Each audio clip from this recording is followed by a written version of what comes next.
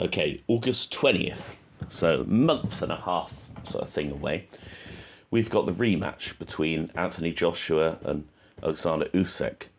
I guess it's prediction time.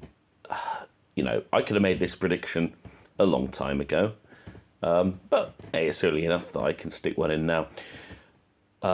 Looking at the previous fight, I've watched it a few times back now, and I'll be honest, I think Usyk was holding back come the end. He knew he'd won. He certainly took the last 4 rounds or so. He took the early rounds.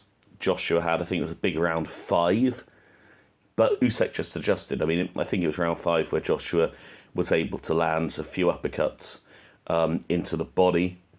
And, certainly if you look to their faces afterwards, he clearly landed some big shots on Usyk. But I don't recall Usyk being wobbled at any point of the fight or anything like that. And then, as it went on, Usyk's much greater ring IQ and also his fitness and his energy just overwhelmed Joshua and took over. And, Joshua can blame the corner.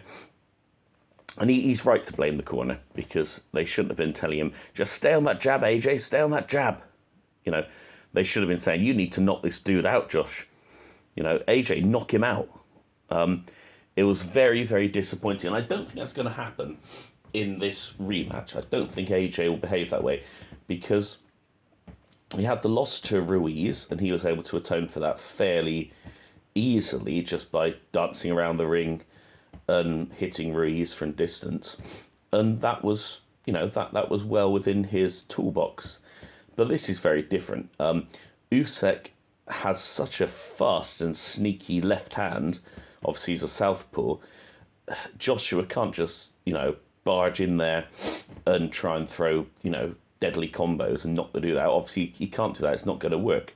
How do I see the rematch going? I'm disappointed in AJ's attitude. He hasn't made Usyk feel unwelcome or ill at ease or anything. And Usyk can't have had the best training camp if you think about it. Obviously, we know all the troubles that are going on in Ukraine at the moment. I believe he's been training in the Czech Republic. I read an article a little while ago where he said, this before it was decided on, Jeddah in Saudi, he said that he would go to wherever the fight was to complete his training. And with time differences and chronobiology and stuff, you have to get there fairly early. So I don't know if he's now training in Saudi Arabia or exactly where Usyk is training. Probably someone knows, but I don't particularly. Well, I think I do actually follow him on Twitter, but I'm not aware where he's currently training. But either way, he can't. It's got a weigh on his mind. He wants to fight. He was actually signed up for the kind of citizen militia over in Ukraine. And he was persuaded, at least is what we're told, he was persuaded that he could do more for his country by, fighting Joshua, beating Joshua, and, Ukraine. If you're the baddest man on the planet in terms of boxing, that's got to be a morale booster, I suppose, hasn't it? So he was told he could do more good by fighting in a boxing ring than, strapping on an AK. And that's fair enough. I don't know where his family are, if they're out the country or if they're still in Ukraine. If they're still in Ukraine, there's still that element of danger wherever you are. Even if you're not anywhere near the front line, we know that the ranges of modern artillery, and particularly these long-range missiles that can be launched from inside Belarusian airspace, Russian airspace, or over the Black Sea, they can hit any part of Ukraine, these cruise missiles. So particularly his air-launched ones. So if they are still there, that's got to play on his mind. And unfortunately, in the boxing ring, it's not the place to be nice and be friendly, particularly beforehand. You need to make people feel, uncomfortable in the build-up, feel intimidated.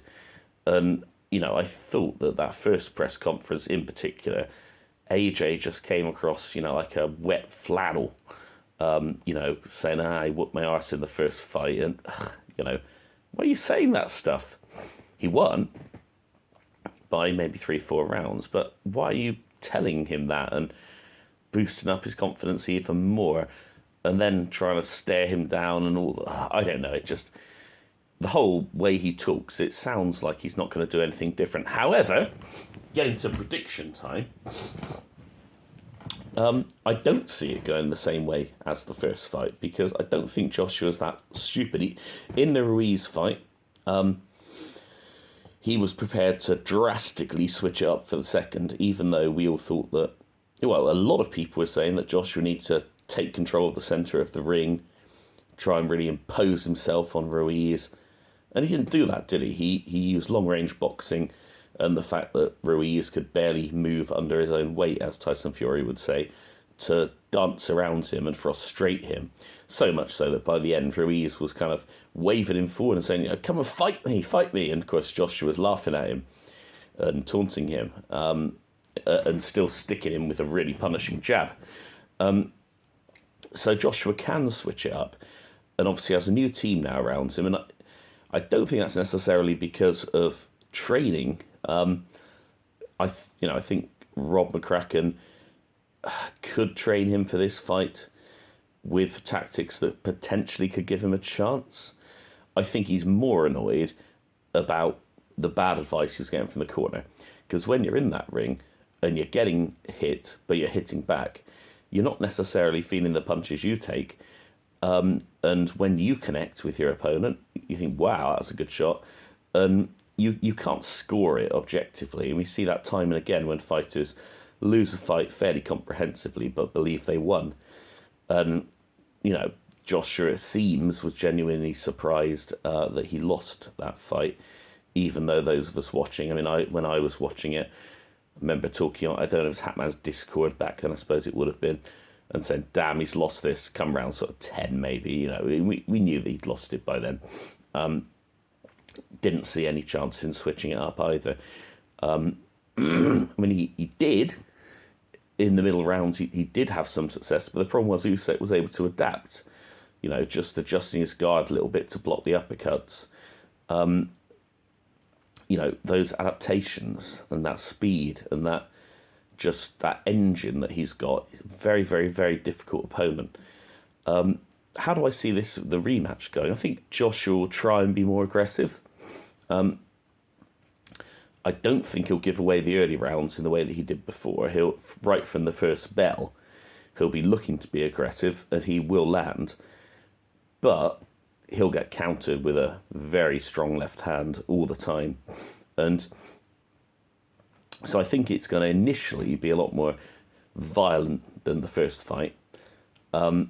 But the problem with Joshua is going to be the stamina, isn't it? So I could see him having some success, and all of us thinking that, hey, he's going to take this one. He's going to go on to win it.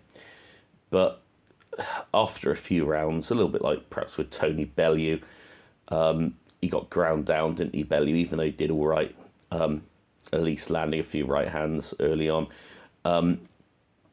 Unfortunately, this is what I see happening. Joshua might even be able to knock Usyk down. I don't believe Usyk's ever been down in the professionals. May have been in the amateurs, I think, but not in the pros.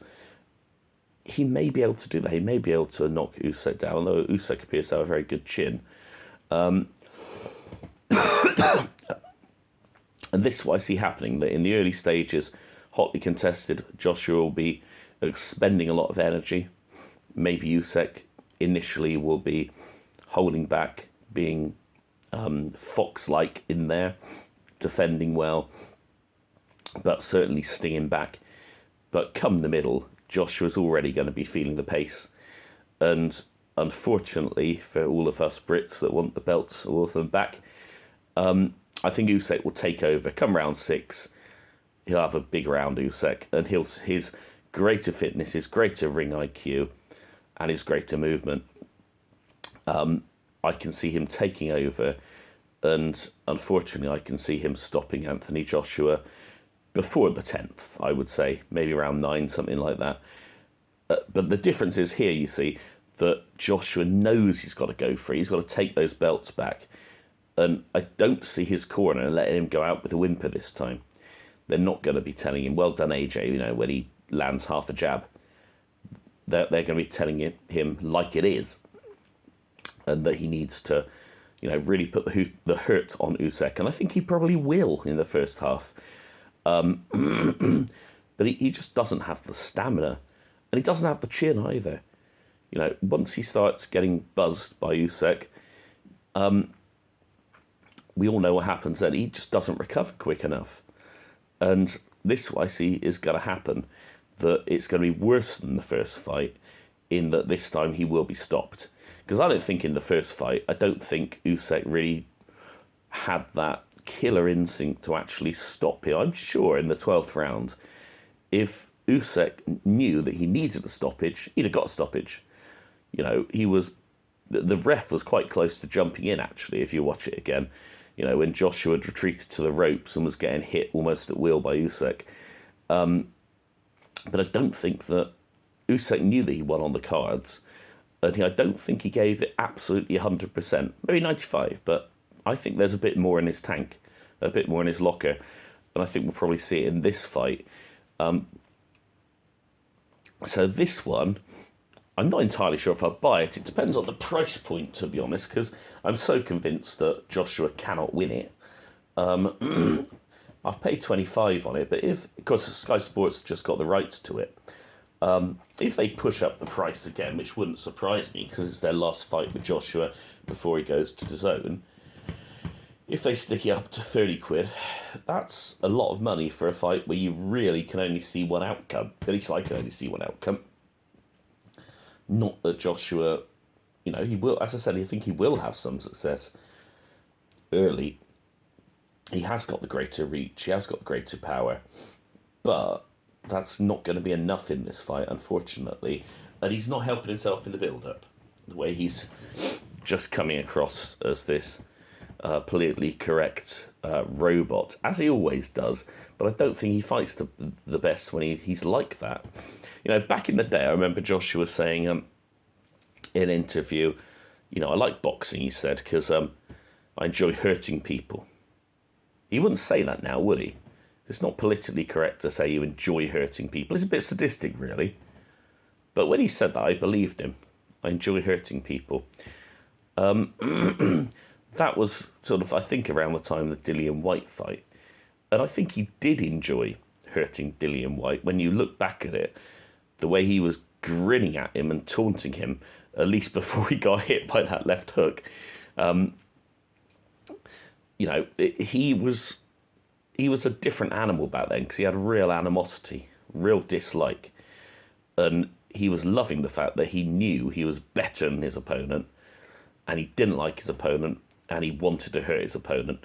And you'll notice even after he landed a lovely right hook that was kind of, it kind of just clipped Dillian White on the temple. Everyone talks about the uppercut that finished him, but it wasn't the uppercut. It was this right hook that just swung around the guard and then just clipped him on the side of the head. And White's legs just went to jelly.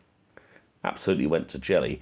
And, he bravely fought on. And then, of course, Joshua finished him with a humongous uppercut.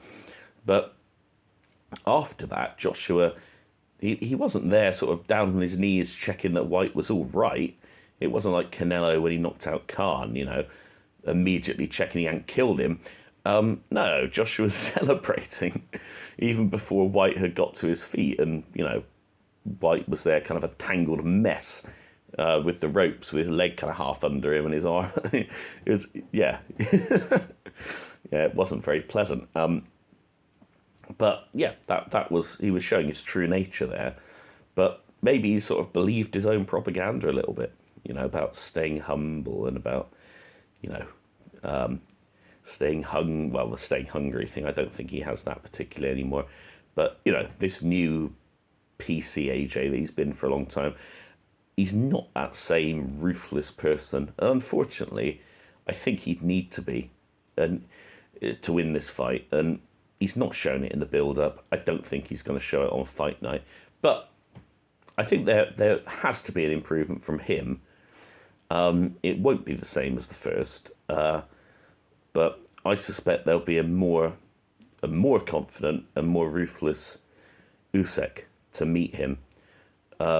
And so we might get excited thinking that Joshua's doing okay. Like I said, he may knock Usyk down early on, but one thing's for sure with Usyk, he's not going to just capitulate, is he? No, he's very, very confident. He knows how good he is. And he's not remotely intimidated in this build-up. So that's what I think is going to happen. Usyk knock him out before the 10th round. And let's hope it isn't priced too highly. Because people have lost faith in Joshua. And if they try ramping up the price anymore, we're all just going to do our best to stream it. And if we can't, I'll watch it on YouTube the next day. I'm not... I'm looking forward more to the Savannah Marshall fight against Clarissa Shields, and I'm looking forward to the Joshua fight because, to me, that's a much more interesting fight, even though it's women, don't have the same power. It's more unpredictable. And it's more interesting. I mean, rematches are the best of times. Aren't that exciting, are they? Anyway, that is my prediction. Thanks for listening.